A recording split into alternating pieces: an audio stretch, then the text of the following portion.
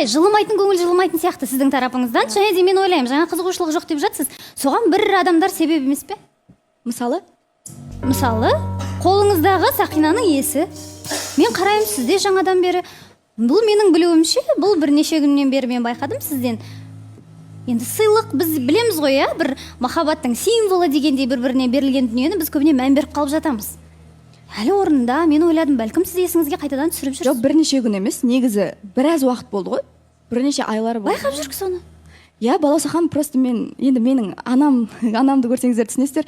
Менің анамның мына саусағына дейін алтын бар да, біз өзі семейный алтын қатты жақсы көретін адамдармыз. Жоқ, сіздің жалпы сақиналарды жақсы көретініңізді білемін, бірақ енді маған менің бұрынғы жігітім берген сыйлық болса, мен оны бәлкім лақтырып тастар ма едім деп ойлаймын. Енді алтын ғой, оны қалай лақтырасың деп ше. Өткізіп жіберіңіз бір жаққа.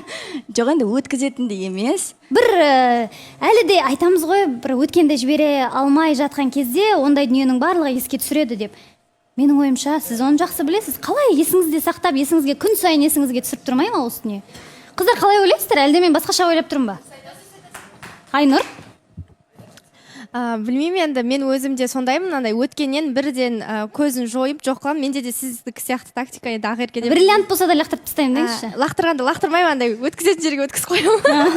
Әр адам өзінің пікірі, өзі айтқысы келген пікірді айтты ма? Айтты, болды. Жоқ, сен мына жерде қара, мәселені сен шығардың, мәселенің шетін сен шығардың. Әңгіменің шетін қалай шығардым? сөйлейтші бір ауыз Жоқ, жабылмай. мен енді түсіндірмеймін ба? В смысле, аузы жабылмай. Сенің де аузың жабылмайды. Сен мысалы еркексің. Еркек деген сен, ойбай еркек дегенде керемет еркексің да, бірақ еркек деген аузы жабылып, әңгімені тыңдай алатын еркек болады. Мен саған осылай айтайын.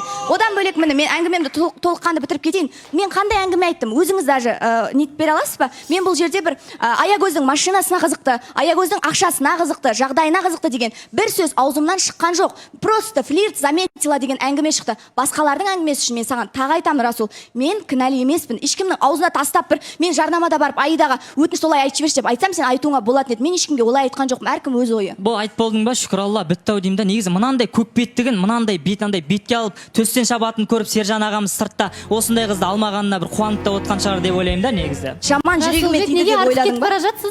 Жоқ, қатты маған ауыр тигізіп өзіңіз жақсы бір соншалықты ашу болатындай дүние болған жоқ. Неге өйтіп артық кетіп жатсыз қазір? Әлде айта алмай жүрген бір ойыңыз бар ма Ақеркеге? Жоқ, барлығы дұрыс. Негізі пікір ғой. Пікірді пікір ретінде қабылдай берсін. Еркектікке басқасына тиісудің не керегі бар еді негізі? Жоқ, мынандай әңгіме ғой, өзі бастады да, жаңағы Сержанға байланысты пікірді да, бір маған бір андай ғой, уже алдыңғы жолғы пікірде де көрді, бір кішкене